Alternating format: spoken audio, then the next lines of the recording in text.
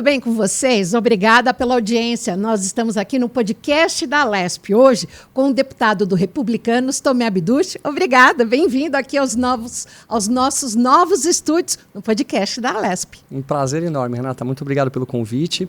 Me orgulha muito poder estar aqui, poder conversar um pouquinho sobre tantas pautas importantes que nós temos e principalmente estar aqui com você, que tem sempre ótimas perguntas, né, que tiram o deputado da sua zona de conforto e a gente pode colocar a nossa opinião. Muito obrigado, é um prazer. Obrigada. Deputado, começando, o senhor vai promover um evento aqui na Assembleia, no plenário Juscelino Kubitschek, o principal plenário da casa, em homenagem aos comerciantes da região central da cidade. Sim. Hoje uma região que é tão abalada em função da Cracolândia. Por que isso? O que o senhor pretende com isso? Essas pessoas, né, que frequentam essa importante região de São Paulo, e precisamos colocar aqui o papel dessa região. A região central de São Paulo, ela foi a região onde acolheu a maioria dos imigrantes lá atrás, no passado, os nossos avós, nossos bisavós que chegaram aqui no Brasil, muitos deles sem ter nada, sem ter dinheiro, sem saber falar a língua, e foi nessa região onde a grande maioria deles conseguiu vencer na vida. Então, montaram muitas empresas de sucesso, criaram áreas de importantes arrecadações tributárias, centros comerciais. Nós temos a Santa Efigênia, onde temos a parte de eletroeletrônicos, que é muito famosa e que gera inúmeros empregos. E o que nós queremos é poder mostrar a nossa satisfação e o nosso agradecimento a tudo que essas pessoas passam, principalmente nesse importante momento, onde nós temos um foco muito grande nessas regiões, pela questão da Cracolândia, pela questão que nós temos vendo, né, dos índices de criminalidade que acontecem, que já estão diminuindo. Então é muito importante a gente colocar isso, porque a gente vê a presença do Estado hoje forte pela primeira vez nessas regiões, e também na região do Brás, onde nós temos inúmeros comércios e vemos muitos camelôs que estão irregulares, que atrapalham muito o comércio, que acabam vendendo as mesmas mercadorias que a loja vende por um valor muito inferior, sendo que eles não pagam impostos, eles não têm nenhum tipo de responsabilidade sobre a qualidade do produto, e essas famílias importantes que dedicaram suas vidas estão perdendo hoje grande parte, né, dos seus comércios, do seu patrimônio, por conta do que acontece no centro. Então é uma forma de a gente poder mostrar o valor que essas pessoas têm e também de dar para eles o retorno que o Estado está fazendo algo realmente de significativo nesse momento para poder resolver essa situação. A criação de um pelotão policial na região vai ajudar? É uma resposta aos comerciantes, aos empresários? Não tenha dúvida, né? A presença do Estado e a Polícia Militar, a Polícia Civil, a Guarda Civil Metropolitana, ela passa uma tranquilidade muito grande quando ela está realmente atuando nessas regiões. Vejam só, na Santa Efigênia, vou dar um exemplo. Hoje na Santa Efigênia, a gente não anda meio quarteirão sem ver algum tipo de policial, seja da Guarda Civil Metropolitana, da Polícia Civil ou da Polícia Militar. Os índices de assaltos diminuíram muito. Só que as pessoas têm medo de chegar até lá no quadrilátero por conta da questão da Cracolândia migratória, né? A Cracolândia realmente ela é um grande problema, ela está migrando, mas a gente percebe um centro já muito mais limpo, um centro muito mais seguro e dando condição para que as pessoas possam voltar a estar lá enfim, participando, né, indo nessas lojas, comprarem pessoalmente. A população acabou se acuando muito por conta dessa situação toda, e isso ao longo de várias prefeituras e vários governos acabou não tendo a devida atenção necessária. E nós estamos vendo essa atenção acontecer agora. Inúmeras operações, nós já vimos drogas sendo apreendidas, traficantes sendo presos, a Polícia Civil atuando muito mais. Na hora que a gente vê o índice de pessoas presas na região, é muito gratificante ver que o Estado está dando tanta atenção e está tendo tanto sucesso, mesmo que a percepção da população ainda não tenha mudado tanto, mas a gente percebe que estamos entrando num caminho significativo de proteção da nossa população e proteção daquela região. Vou pedir licença de tratá-lo por você. O que você sente quando liga a TV, como tem se repetido aí todos os finais de semana, com farmácias saqueadas ali na região da Avenida Rio Branco? Como todo mundo, a gente fica muito entristecido com isso, né? Não tenha dúvida. Nós não podemos conviver com crime organizado, nós não podemos conviver com violência dentro do Estado. A questão toda não está no problema das polícias. As polícias prendem, Renata. As polícias prendem muito. As polícias atuam. Só que aquele delinquente, aquele bandido que está cometendo um crime, ele vai para a delegacia e no dia seguinte pela manhã, por conta da audiência de custódia, ele é solto. Então, a gente tem que compreender que a responsabilidade hoje não está só na mão da polícia. A polícia faz o papel dela. Enquanto tivermos juízes que estão no dia seguinte soltando criminosos, onde nós vamos parar nesse país? As pessoas têm que entender que existe uma lei, que a lei tem que ser cumprida. Então você tem lá, ok, um garoto que entra e rouba um telefone celular. Você já foi assaltada, Renata? Já. A grande maioria das pessoas já foram assaltadas. É uma violência aquilo ali. Você está passando com o seu carro, entra uma pessoa por dentro do seu vidro no seu carro, arranca as suas coisas, muitas vezes se machuca e ela vai para a delegacia, no dia seguinte ela volta para casa. E quando é presa, mais uma vez, depois de 1 ou 2 dias, ela chega a chamar o policial pelo nome e pelo sobrenome. Ô doutor, como vai o senhor? O senhor me prendeu ontem, lembra? Essa é a lei que a gente espera no Brasil? Quais são os direitos humanos que tantos hoje dizem defender? O direito das pessoas de bem, que cumprem a lei, que pagam seus impostos, que têm retidão, ou o direito desses bandidos, desses criminosos, que parecem ter a proteção da lei? Quem são essas pessoas que soltam no dia seguinte? Que ninguém sabe. Eu acho que o foco principal hoje é a gente olhar para isso. Parar de passar a mão na cabeça de bandido. Ah, são vítimas da sociedade. Não são vítimas da sociedade. Você pode pegar uma comunidade, 99% das pessoas que moram lá são pessoas de bem, que acordam cedo, que trabalham. E esse 1% é vítima da sociedade? E aqueles 99% que têm família, que acordam, que lutam, que são as pessoas que pegam, muitas vezes, transportes públicos de baixa qualidade, que ficam horas para ir trabalhar, voltar para casa, mas que mantêm a sua retidão de respeito, de família, de vida e sociedade. Nós temos que parar de tentar inverter valores na sociedade brasileira. E é isso que muitos parlamentares hoje fazem. Defendem mais os direitos dos bandidos do que o direito da sociedade, das pessoas de bem. Está muito cansativo isso. Que leitura que você faz em relação à Operação Escudo, que já causou aí, acho que 19 mortos? 19 Eu acho essa vítimas. operação maravilhosa. Operação maravilhosa. Escudo lá na Baixada. Eu acho uma operação... Por que 19 mortes? Sabe o que é engraçado? Sempre vem essa pergunta. Uma pergunta totalmente invertida. Quantas pessoas morreram por conta do crime organizado? Alguém já contabilizou?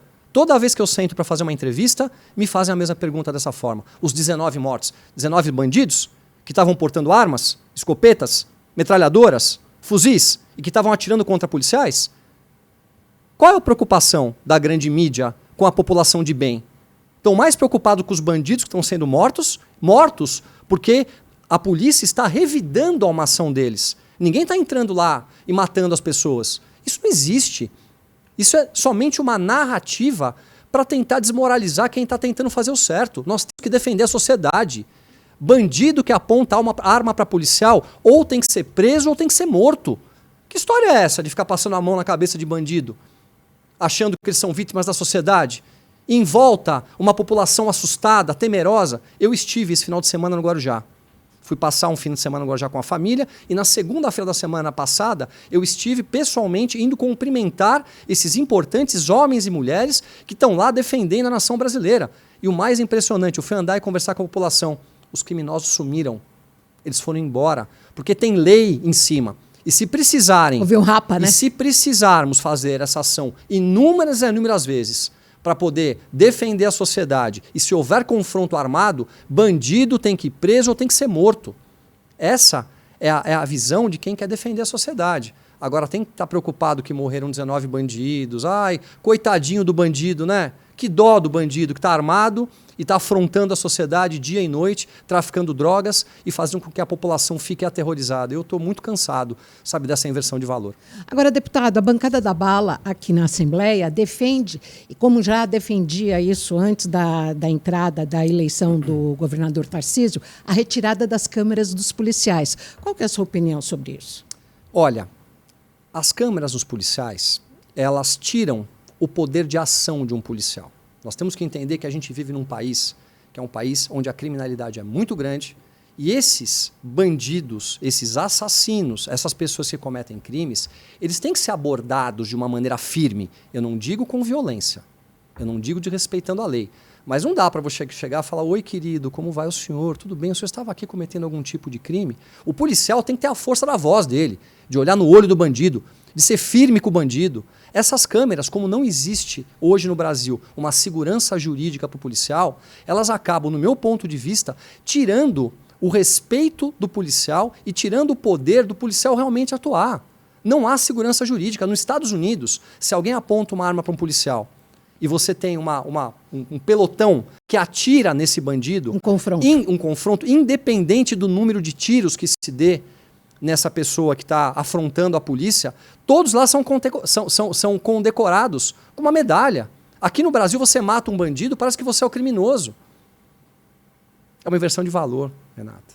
Nós precisamos voltar a falar a verdade.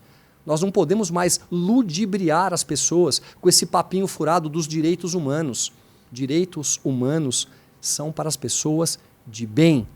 Óbvio que ninguém vai desrespeitar e nem fazer algo de mal para uma pessoa que comete crime sem necessidade. Se a pessoa se rende, levanta as mãos, ela tem que ser presa, ela tem que ser colocada dentro da viatura e ela vai ter que cumprir por conta da ação que ela teve. Agora, tenta se colocar na situação de um policial entrando numa comunidade dentro do carro e sendo alvejado lá de cima por tiros de todos os lados. O que a gente faz? Faz um Pai Nosso e pede para Deus ajudar simplesmente? Ou você pega as suas armas e você reage àquela situação? Está muito cansativo, já está ficando chato, a sociedade não quer mais isso. A sociedade quer um governador de verdade, como o governador Tarcísio, que está se colocando à frente, está dando a cara para bater, porque qualquer outro governador já teria abandonado todo mundo. Ah, deixa para lá, volta todo mundo para casa, não vão mexer com isso. É isso, o próprio capitão Telhada falou. Um secretário. Em operações anteriores, fazia-se uma semana e voltava, e subia a serra. E isso não tem um secretário como o Derrite, que está tendo a coragem para fazer o que é certo. Nós temos também o Coronel Cássio, que é muito importante, que é da Polícia Militar do Estado de São Paulo, e o Arthur, que é da Polícia Civil, que estão todos unidos de braços dados e com a coragem necessária para poder defender a população do Estado de São Paulo. Eu estou muito satisfeito de ver que pela primeira vez nós temos pessoas que realmente estão pensando na população. A grande questão da Baixada, o grande problema é o Porto de Santos? É um dos grandes problemas, é o Porto de Santos, né? Porque nós sabemos lá que entra e sai a droga. A grande maioria das drogas que são produzidas em toda a América do Sul, América Latina, elas acabam ou entrando ou saindo por aquele porto. Olha que loucura, a droga é produzida nos países em volta do nosso país. E é escoada por aqui. Entram para cá e são escoadas pelo Porto de Santos. Claro que é um grande problema. E é por isso que eu acho que essa ação ela deveria ficar lá de maneira efetiva e sem prazo para acabar. Porque é uma forma de a gente poder diminuir o tráfico de drogas e também defender a população daquela região que pela primeira vez em anos e anos e anos está se sentindo novamente segura. Aquela região é uma região maravilhosa. Guarujá, toda aquela parte, né, próxima da onde teve o confronto, é uma região muito bonita. É uma região que tem áreas importantíssimas para turismo, para geração de emprego, para arrecadação de receita e que praticamente ficou abandonada. Então, por mim, essa operação ela tem que ficar lá para sempre, não deve acabar, para que a população continue sempre se sentindo segura. Geralmente, um mês de julho no litoral, mesmo não sendo verão, mas aqui no Brasil, é um produto muito procurado pelo turismo. E esse ano ali ficou fraquíssimo, né? Ficou realmente muito fraco, uma pena, mas eu acho que daqui para frente nós vamos voltar a ter o turismo de verdade lá por conta das ações importantes que foram tomadas. Deputado, e aqui na casa agora para o segundo semestre, do que vocês vão falar? De reforma administrativa, a reforma tributária de Brasília, que vai afetar São Paulo, a questão também a própria privatização da Sabesp? São pautas importantíssimas para esse segundo semestre. Nós precisamos entender que recebemos um Estado com um déficit muito grande, né? O que se contava lá atrás, estamos entregando São Paulo com bilhões em caixa. Isso não é verdade, isso não existiu. Nós vemos o governador Tarcísio, junto com o nosso secretário da Casa Civil, o Arthur, trabalhando intensamente para que a gente possa equilibrar as contas públicas, olhar para aquela conta que está totalmente fora de contexto, com um monte de penduricalhos, uma situação que ninguém compreende o que paga para quem, e transformando aquilo numa forma simples de ser administrada, de tal forma que a gente possa valorizar todos os profissionais e os funcionários públicos que recebem muito mal dentro do Estado. Eu vejo uma vontade muito grande do governador de dar aumento para todo mundo. Agora, tem que ter dinheiro. Nós não conseguimos produzir riqueza para dividir riqueza sem que haja trabalho, empresas, arrecadação. Então, é todo um histórico que precisa mudar. Nós precisamos fazer com que as empresas voltem para o estado de São Paulo, precisamos aumentar as nossas arrecadações para poder distribuir de maneira correta. E também, um dos fatores mais importantes é a eficiência do Estado. O Estado não pode custar o que custa. É muito pesado a máquina. E eu vejo muitas pessoas achando que é o Estado que tem que fornecer tudo. Não, não é. Não é. O Estado tem que ser enxuto e tem que dar oportunidade e tirar as burocracias para que as empresas possam crescer, que é quem realmente gera a condição de trabalho. O empresário, por mais que dizem, né, a grande parte da esquerda diz que o empresário é o opressor, que o empresário é rico somente porque existem pessoas pobres. Isso é uma grande inverdade.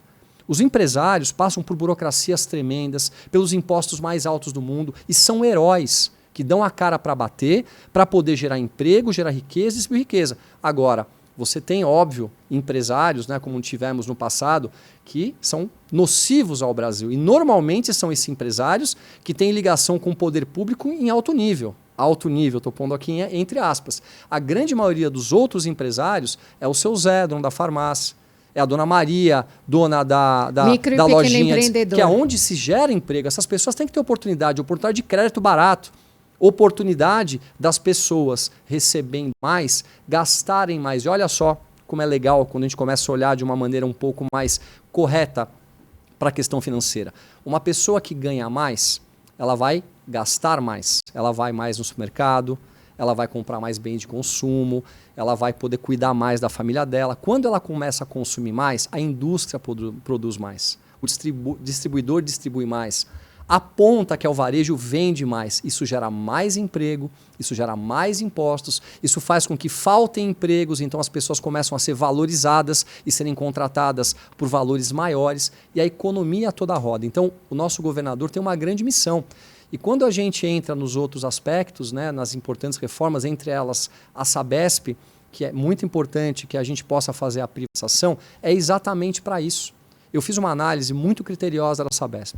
Eu estou há 4 meses junto com o meu time do gabinete e quero deixar muito claro aqui, é um dos melhores times que eu já tive na minha vida profissional. E eu tenho certeza que um dos melhores também dentro da Assembleia Legislativa, porque são pessoas capacitadas e competentes. Estudamos a Sabesp junto com um professor da Faculdade Getúlio Vargas, chamado Oscar Malvez. E nós entendemos todos os números. É impressionante como a gente vê a ineficiência dessa empresa. Como a gente olha para o que foi investido de capital dentro dela, para o aumento do produto, que é a água e esgoto para a sociedade, você percebe que se investiu bilhões e bilhões e a metragem cúbica praticamente não aumentou. O que mostra que a gente tem condição, com eficiência, de poder ter um sistema que cresça mais rápido e com contas com valores muito menores. Porque se gasta muito dentro da empresa, na estrutura que ela tem de colaboradores e muitas vezes contratando mal as empresas que prestam serviço, que é um outro problema. Governador Tarcísio, ele planeja lançar ações da Sabesp na B3, no modelo Follow-on, com planos de investimento de até 66 bilhões, com meta de antecipar a questão da universalização do saneamento de 2033 para 2029. Inclusive, um passo importante para isso foi dado agora na última semana num acordo entre o prefeito de São Paulo, Ricardo Nunes, e o governador, onde ele acaba de facilitar a privatização, concordando com a inclusão da capital, que hoje é o maior cliente da Sabesp. E aí? Que coisa boa, né?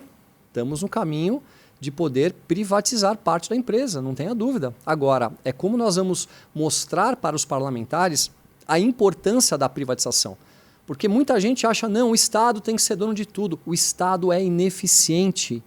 O Estado não consegue gerir essas empresas com eficiência, com custos baixos. A hora que você compara a Sabesp com empresas da mesma área de atuação que são privadas, você começa a compreender a diferença de retorno versus investimento.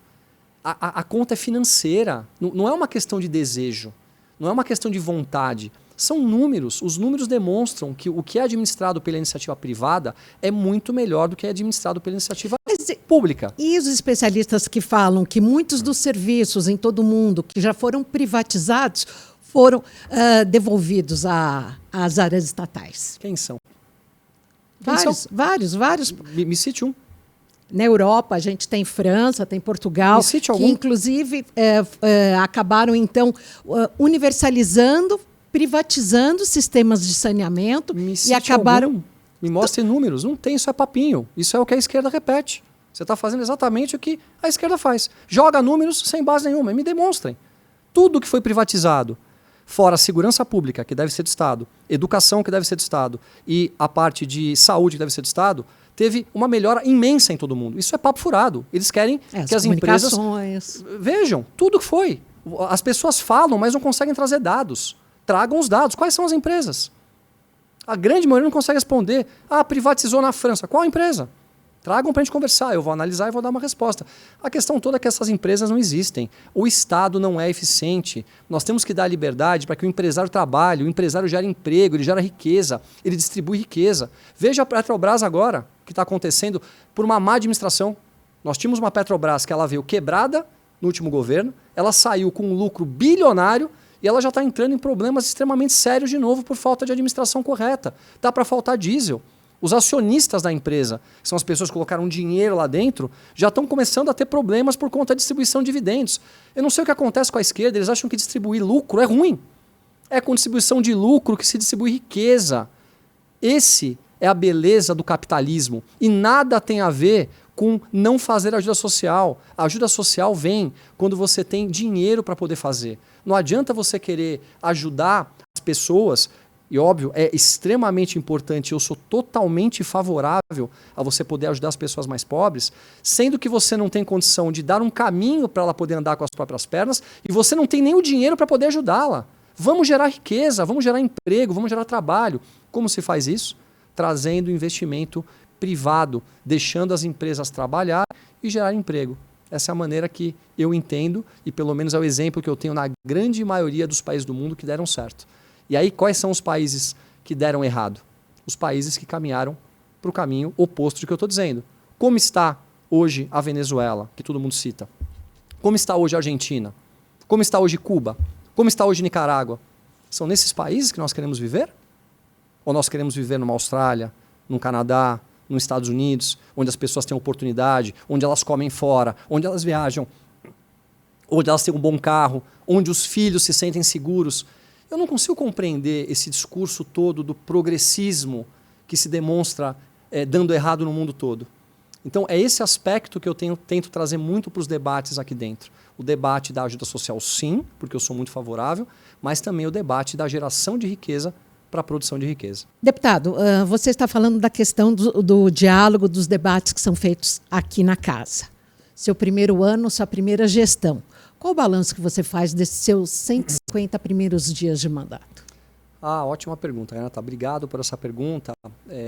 Não é fácil você sentar na cadeira de um deputado pela primeira vez. Uma coisa é você ser uma pessoa comum que fala de política e outra coisa é você compreender a política pelo lado, né, da política mesmo. Eu me preocupei muito em formatar um bom gabinete, em trazer pessoas competentes para o meu lado, que tenham condições técnicas de me passarem as orientações necessárias de como a Assembleia Legislativa funciona. E eu consegui formar uma equipe maravilhosa que eu me orgulho muito dentro do gabinete.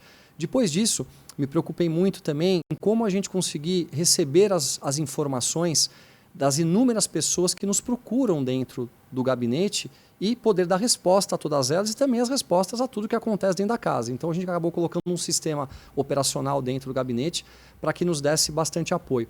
Me preocupei em conhecer as pessoas todas, em me mostrar uma pessoa muito respeitosa a todos. Nós temos que entender que a divergência de opiniões, de pontos de vista, elas são saudáveis. O que a gente não pode permitir é que haja desrespeito, que nós tenhamos falta de integridade, respeito com o dinheiro público. Então, de uma forma muito objetiva, eu tentei mostrar que eu estou muito aberto ao diálogo e que sou favorável aos bons projetos, independente se são da direita ou da esquerda. Se houver um bom projeto da esquerda que valorize o ser humano, que ajude as pessoas, eu votaria a favor dele. O que eu não vou votar a favor são as pautas que eu realmente não vejo como pautas salutares. Aí sim eu entro para poder fazer uma discussão. Uma das pautas importantes que eu tenho é a defesa das nossas crianças. É a gente poder poupar a criança do que não é necessário para ela dentro de uma determinada idade. É dar para ela conhecimento para que ela possa ter o discernimento e a capacidade cognitiva para poder compreender o que chega até ela e não simplesmente orientar essa criança para um determinado caminho. Isso é totalmente errado, seja para o caminho A ou para o caminho B. A casa tem um papel muito importante dentro do Estado. A força da Assembleia Legislativa, que é uma das maiores assembleias legislativas que nós temos, né, em toda a América Latina, que é a de São Paulo, ela é muito importante para que a gente possa tramitar todos esses projetos aqui dentro, possa aprovar o que é importante para São Paulo e possa fazer com que o governo caminhe. Inclusive, para que a gente possa barrar o que entendemos que não são assuntos importantes e que devem ser votados dentro dessa Assembleia. Para isso precisa de diálogo. E quando não há diálogo, a gente não chega em lugar nenhum. Então, um papel que eu tenho muito importante é de ouvir as pessoas, de ser respeitoso, de compreender que existem formas de enxergar a vida e que não necessariamente a maneira como nós enxergamos é a maneira mais correta. Mas existe uma linha que é importante, que é a linha do respeito, que é a linha da família, que é a linha da valorização do ser humano de uma forma que a gente compreenda que a importância de você poder resguardar uma população e ter uma vida que seja segura e respeitosa, ela independe da ideologia. Ela é totalmente independente da ideologia. E muitas vezes os debates acabam caindo para o lado ideológico. E eu tento sempre trazer eles para a realidade e para a vida das pessoas, que é a maneira que eu enxergo, né, o mundo e a maneira como eu espero ter toda a minha gestão aqui dentro. Em relação a essa questão da família, que você ainda há pouco falou, nós tivemos aí nos últimos dias a CPI da transição de gênero, da qual você faz parte. Sim. Qual que é a avaliação? Como é que você vê o encaminhamento? Primeiro, eu queria entrar nesse assunto, mais uma vez, obrigado pela pergunta, porque é um assunto muito importante. Que acontece no ambulatório do Hospital das Clínicas. Essa pergunta é uma pergunta muito importante para mim. Essa CPI nada tem a ver com preconceito. Nada tem a ver. Nós não podemos ter um mundo mais voltado ao preconceito. Nós temos que respeitar a maneira como as pessoas querem viver, respeitar o direcionamento sexual das pessoas, independente de qual seja. Você pode ser um heterossexual, um homossexual, um transexual, um bissexual. Cada pessoa ela tem o livre-arbítrio de viver a vida da maneira como ela quer viver.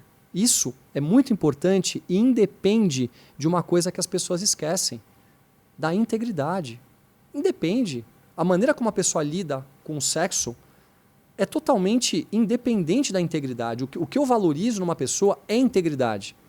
Eu valorizo família, eu valorizo trabalho, eu valorizo vida em sociedade. E nada disso tem a ver com a sexualidade. Você pode ser um bissexual, um transexual, que tenha valores familiares, respeito a pai e mãe.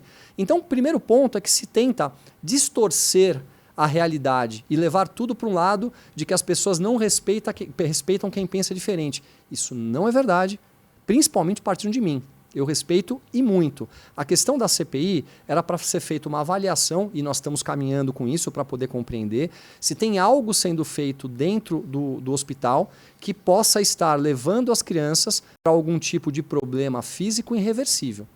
Não tem nada a ver com a sexualidade. Óbvio que existem famílias que passam com adolescentes por situações que não são compreendidas dentro de um determinado momento da vida, que necessitam de ajuda. É importantíssimo que se tenha uma ajuda profissional para que as coisas caminhem. Agora, nós não podemos permitir que se faça algo com uma criança na idade errada, do jeito errado, principalmente de maneira clandestina, como nós estamos começando a perceber nessa CPI. Clínicas clandestinas que não dão o atendimento necessário para poder acolher famílias que passam por eventuais, não vou nem colocar problema, eu vou colocar como eventuais situações que necessitam acompanhamento de um especialista para poder melhorar a qualidade de vida de uma família como um todo. Mas essas clínicas clandestinas são ligadas ao Hospital das Clínicas, que é o foco principal da CPI? Não, pelo que nós percebemos, não. Pelo que nós percebemos, não há ligação nenhuma, mas o objetivo da CPI é poder caminhar para que a gente chegue realmente nos problemas importantes. Se discuta o assunto. E por que foi criada a CPI? A CPI foi criada porque nós achamos interessante, como existia esse assunto e nós temos uma entidade pública que faz esse tipo de tratamento. De excelência. De excelência, não tenha dúvida. Compreendermos o que é feito ali dentro e quais as ramificações que acontecem que fogem dos princípios da lei, para que a gente possa avaliar, compreender, discutir o assunto, abrirmos as nossas cabeças também, muitas vezes, para compreensões que nós não temos. Então é importante a gente poder ouvir, porque ninguém é dono da verdade. né? Existem pontos de vistas diversos e muitas vezes as pessoas acabam falando coisas que não são corretas ou não são coerentes. Então, a CPI está sendo muito importante para que essa avaliação possa acontecer, mas o objetivo principal é defender as nossas crianças. Mais uma vez, nada tem a ver com preconceito ou com o caminho, né, que a criança ela vai ter em relação ao seu direcionamento sexual. Correto. Em relação à questão do carro blindado, por que o Ótima senhor pergunta. é um dos deputados que pediu e hoje tem? Porque eu dou muito a cara para bater. Eu brigo com crime organizado, eu me coloco nas coisas que eu vejo que são erradas no país. Você já correu risco? Já sofreu atentado? Inúmeras vezes. Já sofri inúmeras ligações telefônicas. Antes de estar aqui de ser eleito, o senhor anda com carro blindado particularmente? Eu ando porque a minha condição financeira me permite que eu ande. Eu preciso contar bem rapidamente, se você permitir, uma rápida passagem da minha história de vida. Eu venho de uma família simples. Eu comecei a trabalhar muito cedo, aos 16 anos de idade, como estoquista numa loja de shopping. Sempre tive uma vontade muito grande de poder valorizar meu pai e minha mãe, que lutaram muito, que são imigrantes, que chegaram aqui sem nada. Meu pai de família síria e minha mãe de família italiana. Minha mãe nascida na Itália e meu pai é filho de sírio. E aos 18 anos eu entrei na faculdade de engenharia civil e eu percebi que para que eu pudesse colaborar, ajudar a minha família, eu precisava trabalhar, eu não poderia simplesmente ser um estudante. Fui procurar oportunidades de estágio e eu percebi que pagava muito pouco e um emprego eu não conseguiria ter, pois a faculdade era integral. E eu resolvi empreender. Eu comecei, como entrei em engenharia civil, fazer os meus primeiros trabalhos de reformas. Eu reformava banheiro, hall de entrada, fazia pintura. Eu andei muitas e muitas vezes com lata de tinta no ônibus. Eu sou uma pessoa que tudo que conquistou foi trabalhando, lutando, dando a cara para bater e valorizando o respeito, a integridade, porque eu entendo que é o que em longo prazo faz a diferença na vida. Tive a oportunidade, por uma questão financeira, de poder andar sim num carro blindado. Vivemos numa cidade que ela é uma cidade muito perigosa e quem tem essa oportunidade acaba optando por ter um carro blindado. Eu andei ao longo dos meus últimos vários anos de carro blindado. Quando eu cheguei na Assembleia Legislativa, eu passei a estar mais exposto ainda. Eu passei a dar mais a minha cara para bater, eu passei a participar de mais programas de televisão, eu passei a sempre, né, como fiz a minha vida toda, ter voz da população. E recebi muitas ameaças. A última ameaça me deixou muito preocupado. Me ligaram no meu telefone dizendo que eu ia matar toda a minha família, que eu me calava, ou eu parava de falar, ou eu e minha família íamos desaparecer. Eu abri um boletim de ocorrência, dei caminhamento para que se instaurasse um inquérito. Eu percebi que dentro da minha verba de gabinete, pois eu sou muito econômico na minha verba de gabinete, é possível eu efetuar o pagamento do carro blindado sem nenhum tipo de aumento para a Assembleia Legislativa e tomei a decisão sim de ter um carro blindado. Eu acho que a partir do momento que você está dando a cara para bater, você está se colocando à disposição da sociedade para ser uma voz e você se sente inseguro e você não onera o patrimônio público, né, o erário, eu achei que era uma ação importante de ser tomada. Então, essa é a direção história. da casa autorizou. A direção da casa autorizou sim, mas infelizmente as pessoas acabam sempre tentando colocar notícias, né? Deputados bolsonaristas alugam carros blindados e não contam a história como um todo. Nada está sendo onerado para a Assembleia Legislativa. Eu administro o dinheiro que eu tenho dentro do gabinete da maneira como eu acho melhor. Tem pessoas que preferem gastar dinheiro com outras coisas. Eu prefiro gastar com segurança porque é a minha integridade física que vai continuar me dando a oportunidade de continuar sendo uma voz, que é o que eu hoje me dedico muito para poder representar as pessoas que me elegeram. O senhor acaba de afirmar e de relembrar que é um político bolsonarista. A gente teve uma peça de teatro aqui, encenada por Irene Ravache por muitos anos, com o título Uma Relação Tão Delicada. Hoje, a relação entre o governador Tarcísio e o ex-presidente Bolsonaro se enquadra nesse título? Relação delicada? É. De maneira nenhuma. Em função de tudo que aconteceu? Não, como tudo que aconteceu, o governador Tarcísio, por inúmeras vezes, já colocou de maneira pública a importância do presidente Bolsonaro na vida dele, né? Todo o caminho que ele teve ao longo da política aconteceu, óbvio, por competência, mas também pela oportunidade dada pelo presidente Jair Bolsonaro, e a relação deles é uma relação extremamente salutar. É que, infelizmente, como eu digo, né, a grande parte da mídia, não digo toda, porque tem muito jornalista sério, eu sei porque também sou jornalista, Participei muito na Jovem Pan, na CNN, na Gazeta, então existem sim em todos os locais jornalistas extremamente sérios, mas muitos tentam tirar notícia de discórdia, de situações que não aconteceram, porque é o que dá a notícia. A relação dos dois é muito forte, muito salutar, e eu tenho certeza que ela não vai mudar, porque são pessoas que têm os mesmos princípios e valores, seguem uma linha muito parecida de princípios e valores. Um pode falar um pouco mais, o outro pode ser um pouco mais fechado e mais cuidadoso com as palavras, mas a linha mestra ela é muito parecida. Então eu acho que a relação deles vai continuar salutar enquanto os dois estiverem presentes aqui. Governador Tarcísio, será candidato à presidência da República? Olha, boa pergunta. Em 26? Eu acho que é uma decisão muito pessoal do próprio governador. Eu percebo que o governador ele não quer nem entrar nesse tipo de conversa hoje. Ou ele se queima nesse momento? É questão de se queimar. Ele está tão focado em resolver o estado de São Paulo. O estado de São Paulo já é um país. Porque a população de São Paulo não aguenta mais eleger prefeito e eleger governador, que falam que vão fazer todo o mandato, daí passados 2 anos, vão para um degrau acima. Eu acho que não é nem hora de a gente entrar nesse assunto. O governador está tão focado em resolver São Paulo. Sabe, eu gostaria muito que ele ficasse em São Paulo por 2 mandatos, porque a gente tem 8 anos de Tarcísio, resolvemos as contas públicas, né, trazemos um Estado para um patamar realmente de importância, de credibilidade, de desenvolvimento. E aí, quando passarem os 8 anos, ele toma a decisão. Mas é uma decisão muito pessoal e eu percebo que a política ela muda muito. Ela é mais ou menos como um céu que está nublado. Né? Agora você olha, é uma fotografia, a hora que bate o vento, a fotografia muda. Eu acho que na fotografia de hoje, é uma percepção minha, eu creio que o governador Tarcísio ele tem a intenção de continuar em São Paulo por 2 mandatos e poder entregar à população, né, ao longo desses 8 anos, o melhor.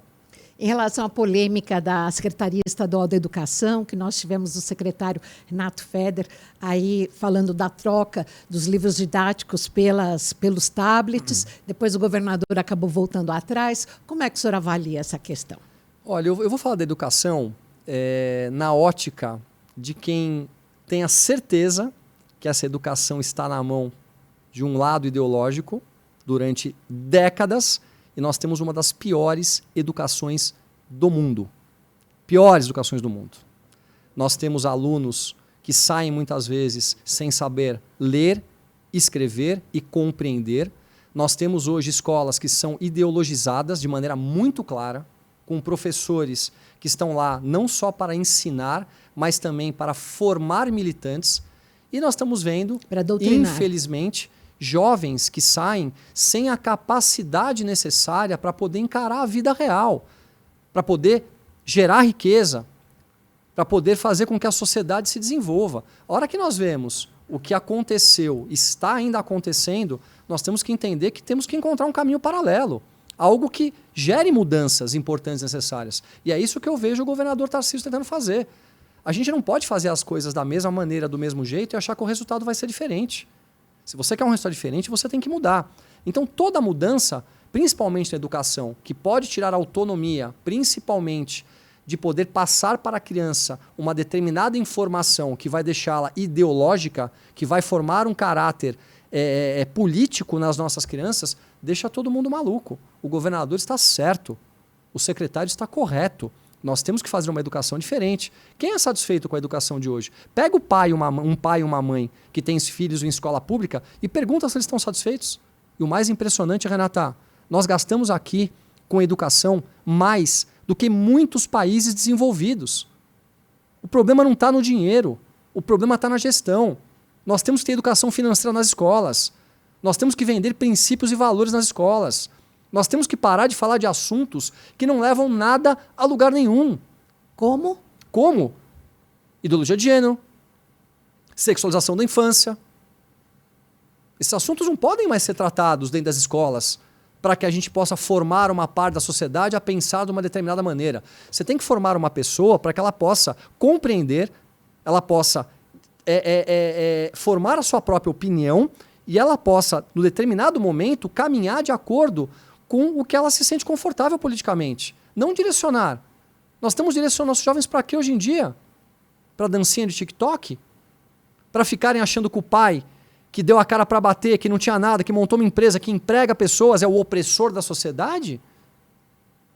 É isso que nós estamos formando nas escolas? Vejam a formação que nós tínhamos no passado. Era muito mais consistente. Depois da redemocratização do Brasil, nós tivemos as nossas escolas sendo totalmente perdidas, estão sucateadas, sem condição de poder atender as famílias de maneira correta e não educando, gastando o que se gasta em países desenvolvidos. Concorda comigo que alguma coisa está errada, alguma coisa tem que mudar? Na nossa opinião, a questão da educação tem dois problemas. Um é de gestão, claro, e outro da questão da linha mestra. Da linha mestra, não tenha dúvida. A linha mestra hoje, para mim, ela é a principal. Nós não podemos permitir ideologia dentro de escola. Não se ensina ideologia dentro de escola. Escola se ensina para que as pessoas possam aprender matemática, biologia, as matérias importantes para a formação, para que a pessoa possa pensar, raciocinar e assim, no momento correto, tomar as suas importantes decisões pessoais e políticas. E a gente conversa isso por aí. Ah, imagina se há ideologia dentro das escolas. Há dúvida disso? Visite uma universidade federal, veja o que acontece dentro dela. Visite. Você tem filhos?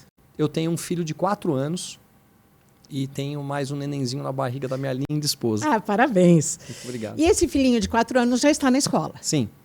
Como que foi, como é que vocês chegaram a determinada escola? O fator preponderante para a decisão de uma escola foi saber se a escola lidava com ideologia de gênero, que eu não pactuo com isso de maneira nenhuma, e se ela tinha uma educação mais conservadora, que é a linha que eu quero educar meu filho. E veja bem, eu não estou aqui achando que a linha que eu quero educar o meu filho é a melhor linha. É a linha que a minha família escolheu de educar o filho, mais conservadora. Se existe algum pai que quer educar o seu filho de uma maneira mais progressista, ele também tem o direito. Agora, o que eu não permito é que alguém influencie na educação do meu filho. E eu também não posso admitir que se influencie na educação do filho da outra família. Cada um tem a sua forma de pensar, a sua forma de dirigir sua família e o direito de caminhar de acordo com seus princípios e valores. Que não é o que a gente vê hoje. A gente vê hoje tentando fazer com que todas as pessoas pensem igual do mesmo jeito, se elas não são aceitas, e de uma determinada forma. Isso está errado no meu ponto de vista. E veja bem, não estou sendo preconceituoso de maneira nenhuma. Eu acho que a pessoa tem que ter o direito de pensar como ela quer e caminhar na vida como ela quer. Mas não vai dizer para o meu filho a maneira como ele tem que viver. Isso quem vai fazer sou eu. E esse é o meu direito como pai. E é isso que a gente vê nas escolas, todas caminhando para um mesmo caminho, que infelizmente é muito errado no meu ponto de vista. E como é que seu filho tem visto o pai aí nos últimos 150 dias voltados aqui diretamente à Assembleia? Olha, eu trago ele muito aqui. Eu venho sempre com ele porque eu acredito que é nessa idade que a gente passa princípios e valores para uma criança. Eu fui educado pelo meu pai pela forma como ele agia e não pelo que ele falava. Eu acordava cedo, Renata, porque eu vi meu pai acordar cedo a vida inteira. Na minha casa, nunca após as 7 horas da manhã tinha alguém. Todo mundo já tinha saído para trabalhar ou para estudar. Meu pai trabalhou até os 85 anos de idade. 65 anos dentro de um mesmo lugar. Meu pai foi gerente de um comércio durante 65 anos de idade. Muitas vezes eu vi meu pai levantar com febre para ir trabalhar, porque ele tinha responsabilidade. Então eu acho que um pai, ele tem a obrigação de ser um exemplo na vida do filho. Eu ensino meu filho a limpar a rua. Eu saio com ele de manhã muitas vezes para pegar papel na rua. Pai, tem um papelzinho ali. Ele vai lá, pega e coloca no lixo. Eu ensino meu filho a importância de trabalhar de maneira lúdica. Você precisa ver que bacana que é isso. Toda criança quer comprar alguma coisa. Eles acham que eles querem comprar um mundo, né? Tudo que eles veem, eu quero isso, eu quero aquilo, compra um carrinho, compra um brinquedo. O meu filho, de maneira lúdica, tem que trabalhar. Sabe o que eu faço? Eu falo, amigo, vamos ganhar dinheiro para a gente poder comprar o que você quer? Vamos arrumar a casa? Ele me ajuda de maneira lúdica. Ele bota as almofadinhas no lugar, ele pega a caixinha de brinquedo e coloca os carrinhos dentro. Ele me ajuda a pegar a louça que está lá para secar e colocar dentro da gaveta. A hora que acabe, eu pego e dou R$1 para ele. Eu dou uma moeda para ele e ele coloca dentro do cofrinho. E eu digo para ele, a hora que você conseguir juntar R$10 é o preço do seu carrinho. Nós vamos juntos comprar o carrinho. Você precisa ver o valor que ele dá. Ele pega o dinheirinho de maneira... Tudo ali é lúdico, tá? Não estou pondo meu filho para trabalhar, porque 1 minuto eles invertem tudo. É de maneira lúdica e de uma maneira muito agradável. E ele compra. Outro dia ele falou assim, mamãe, 4 aninhos, posso te pagar um sorvete? Eu quero te pagar o sorvete, mamãe. Ele quis ir com o dinheiro dele comprar o sorvetinho da mãe. Então, eu acho que nesses momentos é que a gente passa valores. e princípios para uma criança, sabe? Eu me dedico muito para ser um pai que seja muito presente e que possa, por exemplo, educar da maneira como eu enxergo o mundo. E ele tem essa noção da espécie da moeda para o dinheiro de plástico, que é o que a gente mais usa? Ah, ele não tem muito, né? Ele tem 4 aninhos, mas a gente percebe que ele já tem uma linha. Ele já sabe que eu saio de casa todos os dias para poder trabalhar. Ele já sabe que com o meu trabalho eu consigo gerar recursos para poder pagar, né, a escola, para poder pagar a nossa vida, né, todas as contas que uma família tem. Então eu percebo já um diferencial em ele pelo menos poder enxergar tudo isso. É muito gratificante. E como é que é a chegada do irmãozinho ou da irmãzinha? Não sei ainda. Eu não vejo a hora. E Ele como tá é que muito ele animado. tá? Ele tá eufórico, né? Que criança que não quer ter um irmãozinho, uma irmãzinha. É muito legal. Mas você fala até emocionado. Eu falo emocionado porque família é tudo, Renata. Família é tudo. Família é o que nós temos de melhor. É o motivo de nós acordarmos de manhã com vontade de sermos uma pessoa melhor, de lutarmos, de trabalharmos, de cuidarmos. Né? Para mim, ser casado, ter uma esposa maravilhosa, ter uma casa, é o que eu tenho de mais importante na minha vida. É isso que me dá força para poder ser quem eu sou, para poder largar tudo como eu larguei, a minha empresa, o meu trabalho, para poder estar aqui dentro da Assembleia, sabe? Para poder valorizar as pessoas e para poder, de uma certa forma, levar uma vida melhor. E para um dia lá atrás eu fechar os meus olhos, né, quando eu tiver uma certa idade, e falar, puxa vida, eu me doei pelo meu país. Eu fiz algo de bom para os outros. Porque não adianta a gente ter as coisas e a pessoa ao teu lado não tem nada. Não adianta você sair para ir almoçar e ver uma pessoa caída no chão e você quase que passar por cima dela como se ela não existisse. Eu tenho muito valor com pessoas, sabe? Eu acho que o dinheiro ele é importante. Sempre lutei muito para poder ter dinheiro, para poder levar conforto para minha casa, mas não é o mais importante da vida, não. Eu acho que as coisas que vêm do coração, que vêm do amor pelo próximo, é o que me faz lutar, é o que me faz acreditar que a gente pode fazer diferente. E o motivo de eu estar aqui. Você no início falou que é descendente de sírios e italianos. Como é que você vê o problema dos refugiados que entram no país por São Paulo e o que você pode fazer a favor disso aqui na Assembleia? Você percebe que a minha fisionomia já diz que eu sou sírio com italiano, né? Com esse narigão. Inclusive, você disse que vai fazer uma cirurgia de desvio de septo Renata, pensa um e nariz... o médico já não, quer... Mas pensa um nariz desse tamanho e não funciona. Como que pode, né? Uma coisa dessa. Eu vou fazer uma cirurgia agora na próxima semana de desvio de septo.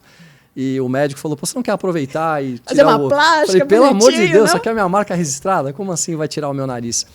Olha, o Brasil ele é formado por imigrantes, né? Nós temos a maior colônia libanesa, né? Existem mais libaneses no Brasil do que no próprio Líbano. Japoneses também. Japoneses, italianos, né? Holandeses, alemães. Muitos imigrantes vieram tentar a vida no Brasil. E não só os imigrantes que vieram de outros países. Né? São Paulo foi construído praticamente pelo povo nordestino que veio para cá tentar a vida. Então, se nós temos aqui hoje construções, se nós temos ruas, viadutos, a gente deve muito a esse maravilhoso povo que, no meu ponto de vista, assim, é o melhor do Brasil, é o povo nordestino. Nós temos que lidar com esses imigrantes, temos que acolhê-los, né? Temos que trazer oportunidade para eles e é mais um motivo para que a gente possa desenvolver o Brasil. Porque como que você dá oportunidade quando o país ele não gera oportunidade? Nós estamos com menos de um ano de governo, com a 14ª queda na nossa Bolsa de Valor. Como é que faz? Nós recebemos um país que tinha um caixa de quase 50 bilhões de reais e a estimativa é que ele feche as contas no final desse ano com 200 bi negativo. Nós tínhamos estatais que estavam dando lucros homéricos, que já estão demonstrando que podem ter prejuízos ou não conseguirem chegar nem perto da rentabilidade que teve um ano atrás. Nós estamos vendo um Estado que está cada vez mais inchado para poder acomodar todos os partidos políticos que podem formar a tal base do governo. Está correto isso, Renata? É isso que a gente espera?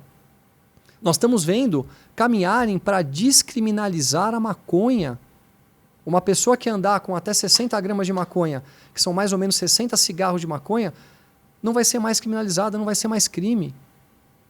Qual é o mundo que a gente quer viver? É isso que a gente espera?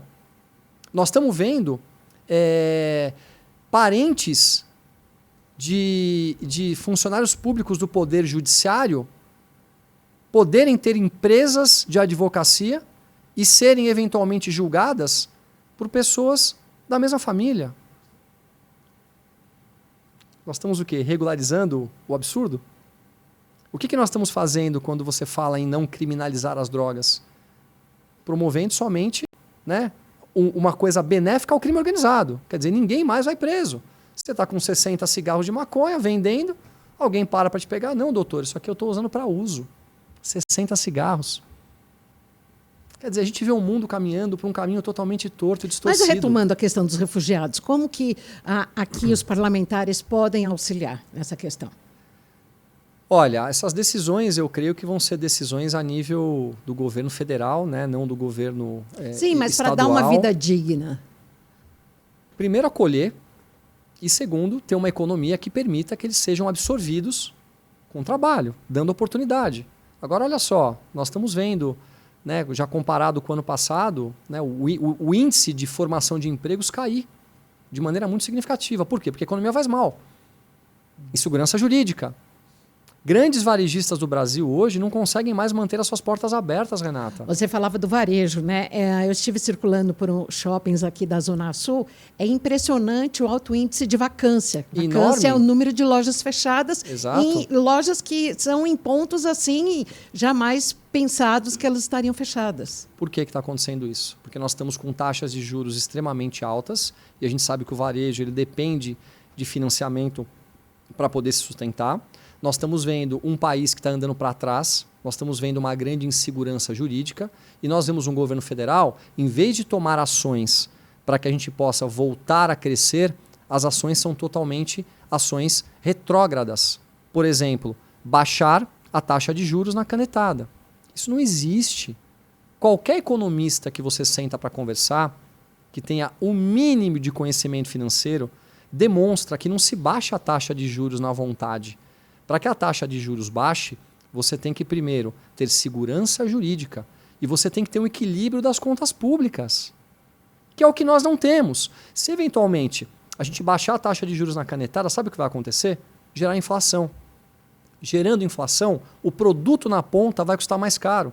As pessoas não vão ter dinheiro para poder comprar, porque o salário não aumenta junto com a inflação. O que vai gerar? Falta de consumo.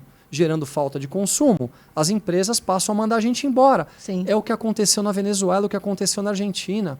E nós vemos esse governo irresponsável falando exatamente isso. É incrível, é incrível o que está acontecendo no Brasil. E grande parte da mídia ainda não acordou para tudo isso.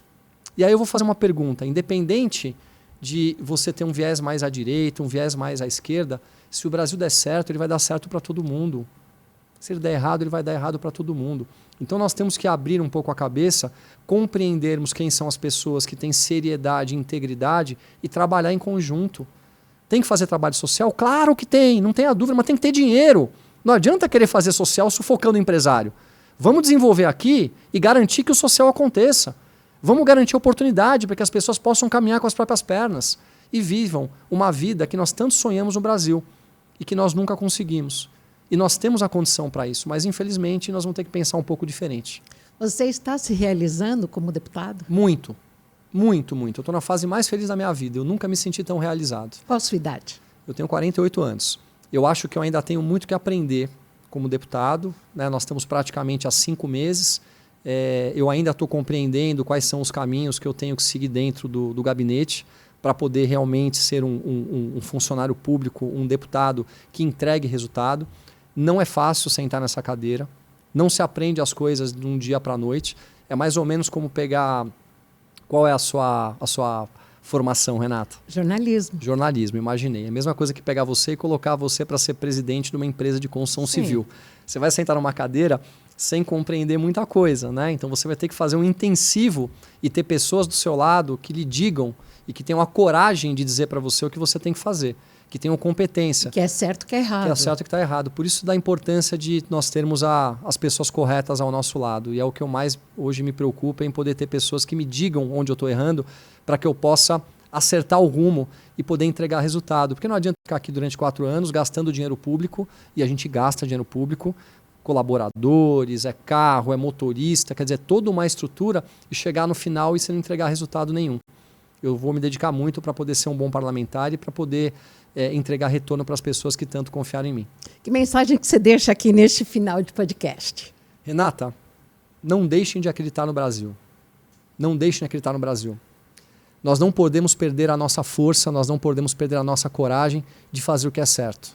Nós precisamos lutar pelos nossos direitos, pelo que é correto. Nós não podemos ser afrontados por poucas pessoas que me parecem tomar decisões que são contrárias sempre à nação brasileira. Nós precisamos estar unidos de braços dados. Não importa qual é a sua classe social, não importa a família que você vive, não importa o trabalho que você tem. O entendimento é que nós juntos somos mais fortes. A nação de braços dados e a grande maioria de nós são pessoas honradas, pessoas íntegras que acordam cedo, que lutam e que querem um Brasil melhor. E é a nossa união, é a nossa força, é a nossa coragem, que nós não podemos perder nunca, que vai fazer com que o Brasil esteja presente sempre com pessoas de bem ao seu lado. Muito obrigada. Aqui no podcast da Alesp, a gente agradece muito a participação do deputado Tomé Abduch, que vem aqui ao novo podcast nessa primeira temporada. Volte sempre, um deputado muito combativo. Foi excelente o nosso papo. Renata, muito obrigado. Eu queria agradecer também a todos os colaboradores da Assembleia Legislativa, a cordialidade de todos, independente, né, se são de ideologia mais à direita, mais à esquerda. E eu tenho certeza que essa casa ela pode ser um orgulho para a nação brasileira se a gente entender que a nossa união e a nossa força é o que vai poder levar benefício para a sociedade. Muito obrigado. Você também é uma pessoa muito carismática. Tive a oportunidade de estar presente aqui em outros momentos e sempre muito bem acolhido. Então eu estou muito feliz de estar aqui. Parabéns a todos. Muito obrigada. E olha, já sabe, né? Em todas as plataformas digitais, todos os dias às 7 da noite, um novo episódio do podcast. E aqui na TV Alesp, às 8 da noite. Muito obrigada. Fique sempre com a gente. Em qualquer momento, a gente pode voltar.